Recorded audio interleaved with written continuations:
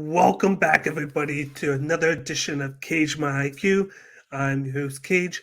Today I'm doing my PFL World Championship 2022 preview for this Friday's pay-per-view for PFL. Yeah, you heard it right. PFL pay-per-view. Instead of doing it on ESPN Plus, they're going to be doing it on PFL. And of course, if you've heard the news, since PFL has been broadcast since the summer, they are going to be partnered with, of course, DAZN. And now moving forward after this year, which is a great partnership, I think, since, of course, UFC is partnered with ESPN Plus, and you feel like PFL wants to move on, at least for the short term, and what better place to do so than have your own platform on DAZN to make money and to do all of your shows on that, especially the Challenger Series. But I'm going to be predicting my World Championship fights for this championship pay per view here. But before we get to that, of course, this is Cage My IQ, the best place for MMA content. You can follow us on all social media platforms on Twitter, Instagram, YouTube, and Twitch. Make sure on YouTube, since you're watching this right now, that if you haven't subscribed to the channel, you do so now down below. And then please hit the notification bell so whenever any new content in the future comes out, you guys are the first to get the notification. And of course, hit the like button down below. That helps out with the YouTube channel. And please hit some in the comment section to the right. Let me know what you think of my picks. If you have any bets that you're going to be make for this pay-per-view, any upsets, any parlays you're going to go with, I will be putting mine down below in the comment section after I post this video. So give me your feedback and what you think of this pay-per-view in all, and what you think of the move to DAZN after this season. But let's get started with the action. We got a 12 card bout. Half of these fights will be the championship fights, and the other will just be showcase fights. But let's move to the bottom here. Of course, the first fight that we have here is Biagio Ali Walsh going up against Tom Grasher. This is a lightweight matchup. First, you see here Biagio Ali Walsh. He is 1-1, and then you got Tom Grasher making his pro debut. You got Biagio, who is the minus 360 favorite. You got Grasher, who is the plus 280 big time underdog. Of course, everybody's is leaving with Ali Walsh by TKO. He has the experience. There's really not much to go off of with Grasher since he's making his debut. I'm going to lean towards the same way here as everybody else. I'm going to lean towards Ali Walsh finish here. I think get the job done. He's the favorite here. We know a little bit about him, so it's easier to just go with the favorite here than to go with the unknown. So I'm going with Biagio Ali Walsh by knockout slash finish. Moving on to the next fight, we got a women's matchup between newcomers Dakota Tchiva going up against Catherine Corgenes. We got 6-0 Dakota Tchiva, and then we got 2-0 Catherine Corgenes. This is going to be contested at flyweight. As you see right there, Dakota is 6-0, whereas Corgenes is coming out 2-0. We got Tchiva, who's coming in as the 97% big time favorite here. Of course, in this matchup, I'm going to go with her by finish because I feel like she's going to be the one to get it done. She has 6 fights pro under her two. Corgenes hasn't shown much to me. Fighting out China that she's done great. And then you got the UK Ireland scene where Tchiva has fought, where a lot of them are boxers, just strong willed, strikers, and they could get the job done with their hands or grappling with their elbows. And I think she takes this fight by finish. So I'm going with Dakota Dachiva to finish Catherine Gorgenis by TKO, and I'm thinking round two.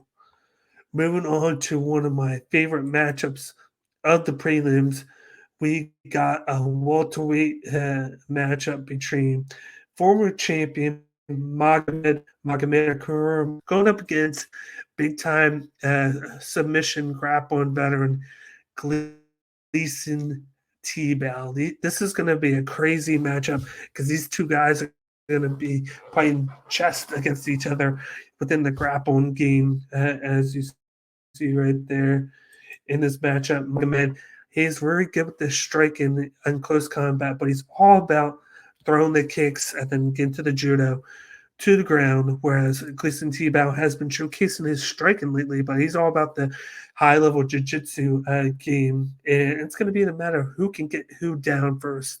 And if they kind of cancel each other out with the takedown defense, who's going to be the better striker? And I'm going to go with the taller guy. I'm going to go with Magomed Kurmarov because he is really strong with those counter punches. He can shift to the side, and he uses at times his grappling to change levels and to hit his opponents from a distance. So I'm going to go with him. I don't. As crazy as it may sound, I'm going to go with him by decision here. I don't think either of them are going to finish each other. I think Magomed's going to do more damage with his striking, and he's going to win by points in this matchup. So I'm going with Magomed Kurov by points, aka decision, in this prelim matchup. Moving on to the next matchup here, we got a men's lightweight matchup between former champion Natan Schultz going up against former UFC vet and killer Jeremy Little Heathen Stevens. And Schultz, who's kind of been on the downward spiral. He hasn't showcased as much finish as he has. He's kind of slowed down, been more of a counter puncher with low volume, and a guy that's tried to play more defensive and try to kind of lessen the blow of what his opponents have done. Whereas Jeremy Stevens, he's still got the movement, he's still got the leg kicks, he's still got the knockout power. It's just that he tends to not have the greatest defense, and he has that glass chin that he can speed up with at times. But he's looked a little bit better in each fight. Of course, he got beat by Clay Cottard in the first PFL for 2022 in the main event, where he lost by volume, and then he looked a little bit better than the next one. And I got him beaten in the time Schultz. I got him winning by decision here. I don't think he's going to finish Natan. Natan has a good chin. If he loses, he only loses by volume because he has a good movement game. He just doesn't pour in enough volume to do enough to get the points. And Jeremy Stevens is the quicker guy. I think he has better counters right now at this point in his career. And those leg kicks of Jeremy Stevens are going to play a huge factor in this one. So in this one, I got Jeremy Stevens by points/decision. Moving on to the next matchup on the card, we move to a featherweight Shaman Moraes going up against Marlon Moraes. This is going to be contested at bantamweight. Originally, it was supposed to be Marlon Moraes, of course, going up against Burgos got injured, so he had to pull out. So he's getting replaced with Shimon Moraes, who's a veteran in the PFL division. I was really looking towards it being Moraes versus Shane Burgos to see which newcomer was going to win in that big showcase matchup. But we got Moraes, who's a good jiu-jitsu grappler, and then he has power, quick hands. And then you got Marlon Moraes, who of course has in the past showcased his of course counter knockout power. He has good movement.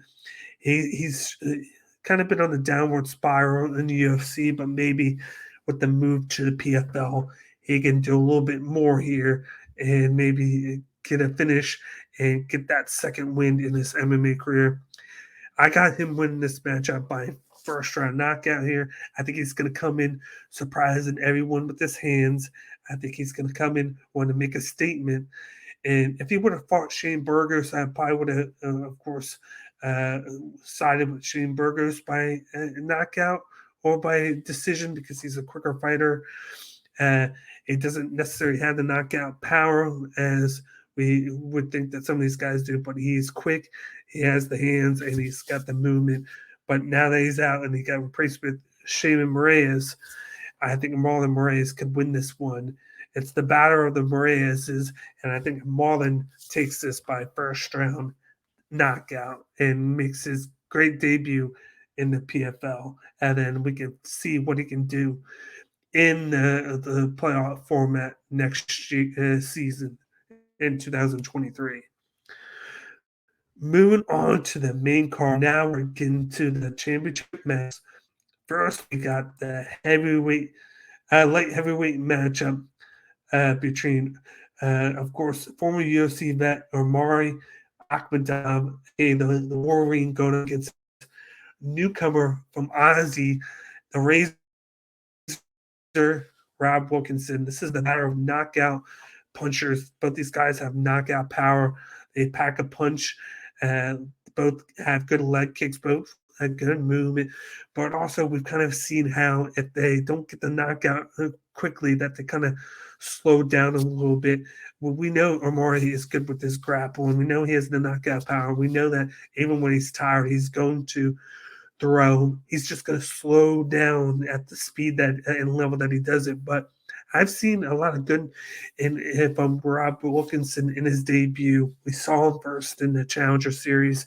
He's gotten almost like a knockout in every fight since joining the promotion. And I think he caps off this great rookie season with a TKO in the second round. I don't think he gets in the first because I think these guys are going to be putting on a clinic in round one. But I think in round two, when Omari slows down, that's when Rob Wilkinson takes over and he gets the knockout of the former UFC vet and gets crowned rookie light heavyweight champion for PFL, and he gets to win that belt and the $1 million. So I'm going with Rob Wilkinson, second round TKO. Moving on to the next fight on the main card, uh, we got the men's welterweight matchup between the finalist Lotto Taylor, who came in as an alternate and go 1-1 in the regular season versus Sabadou Sai, aka the Swedish Denzel Washington. You know how he is. He's a tall fighter. He likes to counter. He likes to use those leg kicks from the dead distance with that kickboxing background. He's been putting on volume. He showcased himself. Usually he gets to the playoffs and then he loses in the semifinals. But he's put on a great showing this year. This has been his breakout season, and he's looking to finish it off. And then the other side, you got Delano Tower, who, minus that loss to Magomed Krov in his second fight by finish, he has gotten the job done. He got the big first victory. And then, of course, in the playoffs, when he had to step in for an injured playoff contender, he came in and shocked the world and got the victory over, of course, the big time name, as you guys see right there. He knocked out Roy McDonald in the semifinals, and I think this is going to be the game plan. Delano Taylor is going to look to knock out Sai by just bum rushing him and getting to him. He is patient, but I think he's going to use a mixture of grappling and then his hands, whereas Sadabu Sai is going to look to fight from a distance, play defense, throw those leg kicks to rack up the volume, and then when he sees those openings that Delano Taylor is probably going to give him, he's going to strike, throw those the jab, throw the overhand hook, throw the cross, and he's going to look to finish Taylor.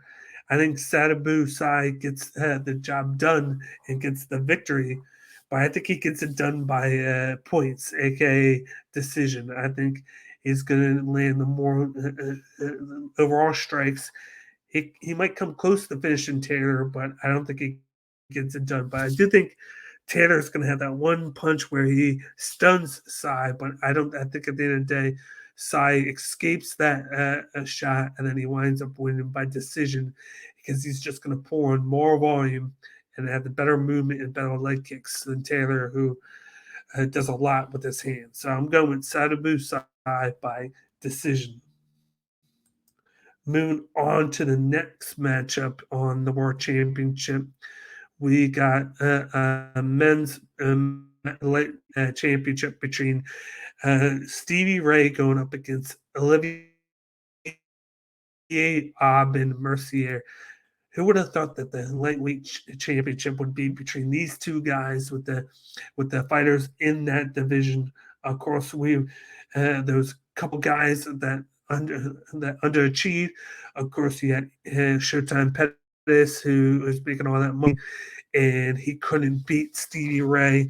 And then you got Aubin Mercier, as you see right there, who came in beating Martinez, the former champ from last year, Ralph Manfio, and then Natan Schultz. So both these guys have looked good. And then, of course, in his first fight, Stevie Ray lost to Alex Martinez, but then he beat Pettis once and twice. So he's been the guy that has had Showtime Pettis' number this year. So this is going to be interesting in battle. Stevie Ray's very good with his hands. And then you got Aubin Mercier, who is good with his hands, but a lot of his game plan is his jiu-jitsu and his grappling, getting up close, trying to get the fight down to the ground, uses those elbows in the clinch, whether he's standing along the cage or on the ground.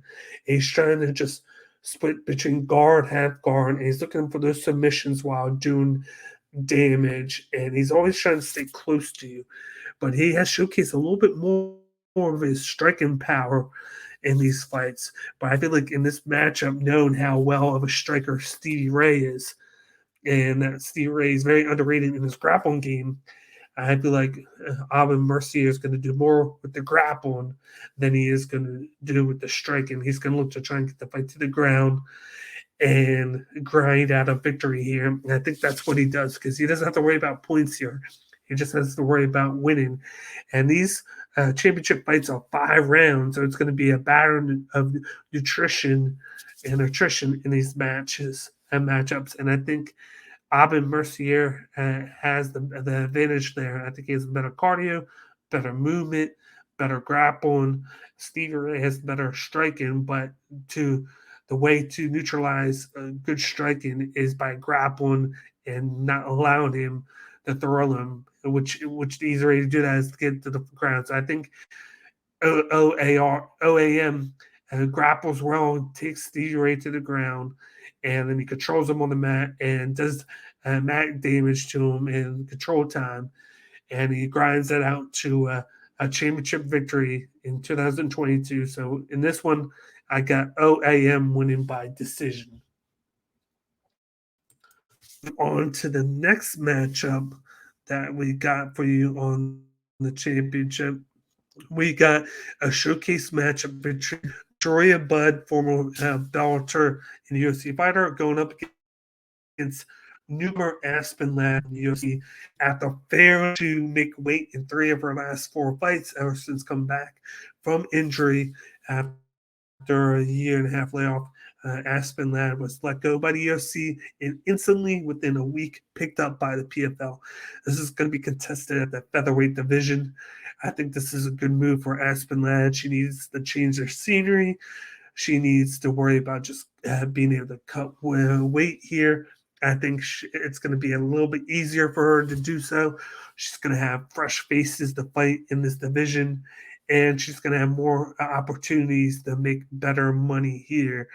and she does have a good background. She does throw good. She is pretty good with the fighting with the clinch, with the elbows and knees. Her problem has just been how she's done since that injury. And I think a lot of it had to do with the constant change between bantamweight and featherweight in the UFC. They don't have that many fighters together in those two divisions, so they kind of have to rotate back and forth. And I think that's what killed her there. She's not just stuck into one spot where she can be consistent and know when she has to cut and where to go. And I think the extra 10 pounds be doing her wonders. It's going to allow her to not have to cut as much. She doesn't have to cut to 135. She just has to get to 145, and I think that's easy for her. And she'll have an easy job within that. It's going to allow her to train and the game plan better for her fights, especially in this format where she's possibly going to be fighting 3, 4 times in a 6 month span rather than maybe just only once or twice. She's going to be able to get things going and know who she's fighting. And she gets a veteran to the breaker PFL champion, Joria Budd. Joria Budd's a good striker. She's a good fighter. She's a good vet. And in this matchup, I'm going to go with, of course, Aspen Ladd. I think the fact she's going to be able to cut less weight, she's going to come in there. It's going to make her striking look better, her movement look better. I feel like she's not fighting this top town in the UFC, so it's going to be a little bit of a lesser town in certain ways. And she's going to be good volume wise. I think that's the thing she missed is her takedown defense and then her volume game. Because before that injury, her volume game was high. She was really quick with just their hands, and then she mixed in the leg kicks at a great pace and to have a good attack against her opponents. And I think she's going to win by decision in this one because she's going to pour out the more big volume here. She's going to be able to steer the rounds with her striking, and she's going to avoid those big shots from Joria Budd. And she's going to just look healthy and look like her old self. So in this one, I got Aspen Ladd by decision. Moving on to the next match, we got the men's heavyweight championship. We got Ante Dalia going up against the underdog sensation of this year, Matus Scheifel. And we got the walk-in trouble versus Bufa. These two guys fought each other in week one, where Ante Dalia was able to finish Matus Scheifel. Ante Dalia has looked great this year, as you see there. He KO'd Renan Ferreira. He decision Sean Graves, and then of course the KO Matus Scheifel. But the big moment in this PFL season was definitely had to be the decision victory for Matus over Bruno Cappellarza, who won every fight by last year, looked dominant. And of course, he beat Warren Adams by KO after that. But it's just the way that he won after losing the first fight to Ante Dalia. And as we know, when you fight somebody the first time, you always look better against them the second time, unless your name's Showtime Pettis and you're fighting Stevie Ray. He did look better, but it was still the same outcome. And it brings the question, can Matus Scheifel be able to strike better against Delay, avoid the clinch, and avoid that cross Delia when he's trying to do so? I think he's not going to get knocked out. I think his striking is going to do better, and he's going to be able to get in the clinch. But I think in the clinch game, Ante Delay is going to have the advantage. Instead of winning by knockout, I think Ante Dalia gets it done by decision here. I think it's at the end of the day. Like he has that grappling background. It's just that we've seen more of him with this knockout striking, and we've seen the guys that Matus Scheifel has fought. He got knocked out by Dalia, but then he did get knocked out by Bruno Cappellarza. I think he's learned a lot since the loss to D'Elia the first time, and he's going to make this a more competitive fight. But I think at the end of the day, I'm going with the Shore and favorite here in Ante Delaya, and I think he gets it done by decision in the championship. Moving on to the co-main event of the evening here in PFL, we got a men's, of course, featherweight matchup between the two top guys that we've been looking forward to see this matchup ever since last year. We got Brennan Loughnane going up against Bubba Jenkins. Ever since I saw uh, their conference last year, where both of them were looking forward to face each other, and it never happened. And they wanted this to happen, and they knew that at some point this would be the matchup. And we didn't think it was going to be in the championship this year. We thought it was going to be last year, but more so, and it's finally happened. Brendan Loughnane, of course, has the boxing background. He has great movement, great hands. He's very quick. He trains, of course, in the UK. He's brought a lot of guys in to help him with like getting ready for this fight. He knows that uh, Bubba Jenkins is quick too. Bubba Jenkins is a world class wrestler, a collegiate wrestler. Like he uses it to his advantage. He grapples up. He limitates what strikers do to him. And I think ever since he lost to Chris Reid, he's been just a different beast. Like he's still confident. He still has that cockiness where he's Bubba Jenkins. He's a bad man. No one wants to fight him, and he's kind of amped it up. He's gotten serious with his training. He's gotten serious with his striking, and like you've seen it. Like if you look right here, he beat Kawabashi by decision, and then exited by decision. But then he beat Ryuji Kudo by submission. Like he kind of dominated that. He did the Brock Lesnar Suplex City, and then turned it afterwards into a rear naked choke. He wants to get the finishes. He wants to highlight victories, and he wants to be great doing so. And this could go two ways because both these guys have good cardios. I think it's going to make it, but just the contrast in styles makes this fight even better. And I think this is going to be the fight of the night here. You got the striker versus the grappler. Who can stop the other from instilling their game plan? I think I've seen this year a little bit less from Brendan Loughnane, even though he's been winning. He's been kind of eking out the decisions in these matchups. Of course, in the first couple, he looked weak, but he still got the wins. But then his last one, he looked stronger. He looked really good. Whereas Bubba Jenkins, I feel like he's dominated his matchups with the striking, and then used the grappling to mitigate anything that happens to him. I think at the end of the day, you could see Loughnane start out strong in this one, but I think the fight's going to come out down to the last round where you got a couple rounds taken by Loughnane because the striking. You got a couple rounds where Jenkins grapples him to the mat and then controls him on the mat and then throws elbows and looks for submissions. And they're going to be tied 2-2 going to the fifth. And I think that's when Batman Bubba Jenkins comes in and uses that grapple and gets that clutch takedown.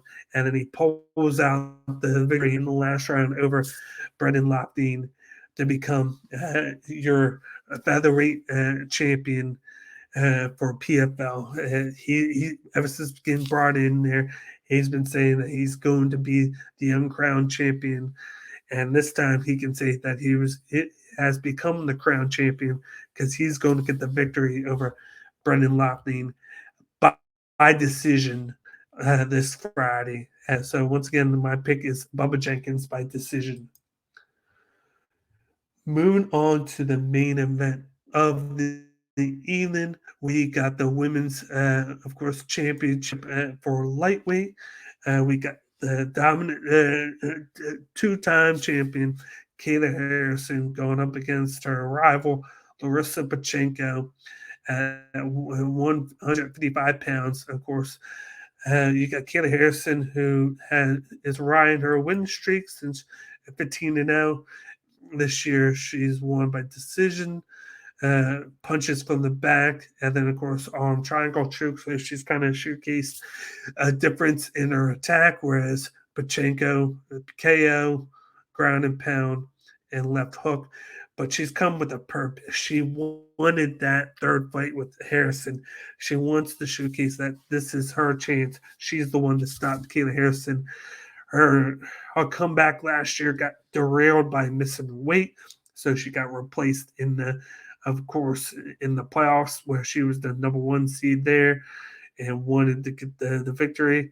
And now this year, it's the same factor here. She's the number one seed, but this time she made weight and she looked great doing so.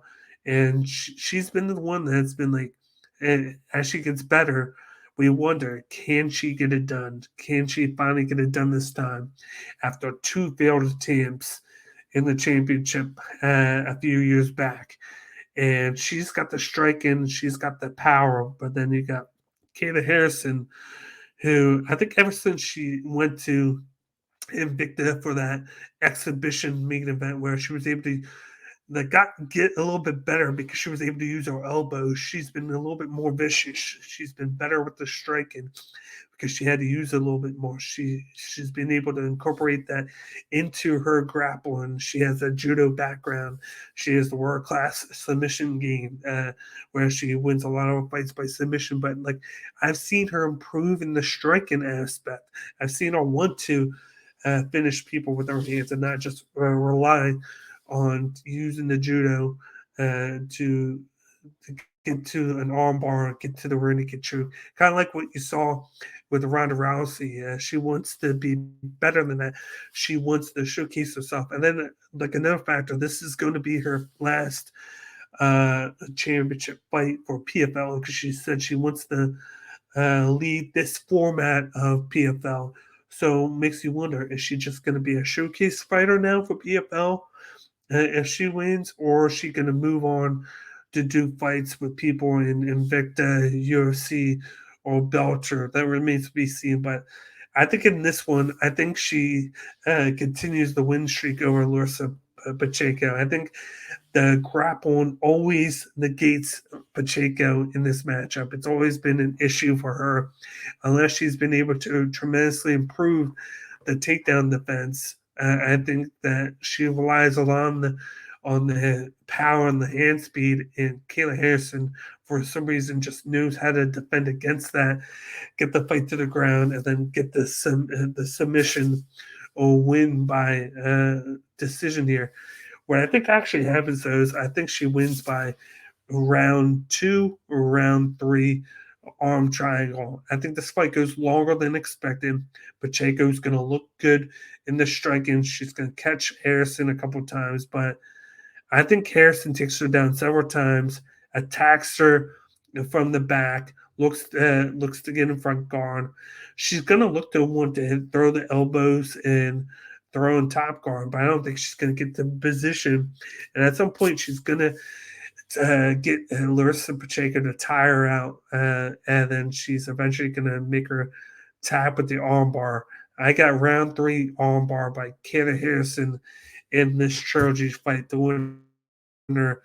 Third, PFL in the promotion as she looks to move on to other uh, aspirations in the MMA field, whether it's with another promotion or she just looks for showcase matchups in PFL moving forward. But I got Kayla Harrison winning once again by third round arm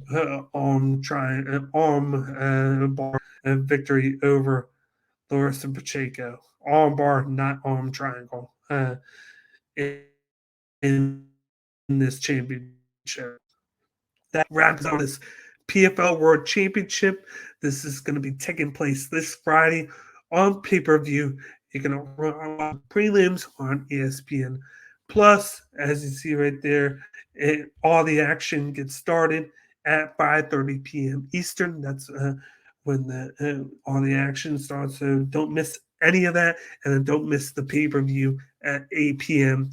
But other than that, definitely hit me up in the comments section. Let me know your picks for this pay per view, who are your upsets, who are your what bets and parlays are you going to go with. Hit me up with all that in the comment section. I'm going to be posting my picks coming up, and of course, I'm looking forward to anything that happens in the PFL.